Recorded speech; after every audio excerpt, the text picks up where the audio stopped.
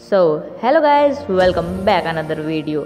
तो आज हम बनाने वाले हैं हाल ही में रिलीज हुई पठान मूवी के हीरो किंग खान का स्केच।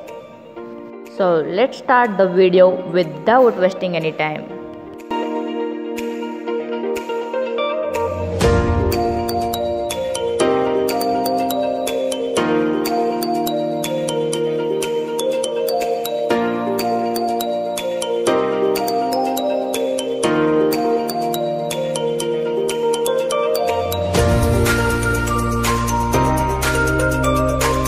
तो मैं यहाँ ग्रिड मेथड का यूज़ कर रही हूँ।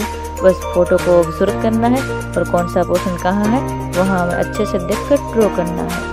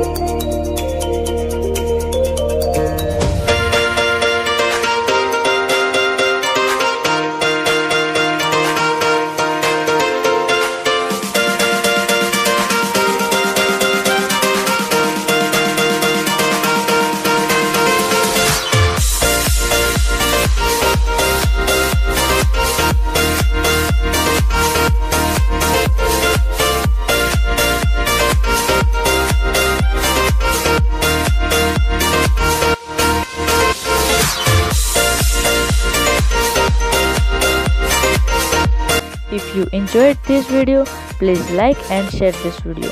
और इसका शेडिंग ट्यूटोरियल देखने के लिए जल्दी से चैनल को सब्सक्राइब करें और बेल आइकन को प्रेस करें फॉर मोर ऑसम वीडियोस।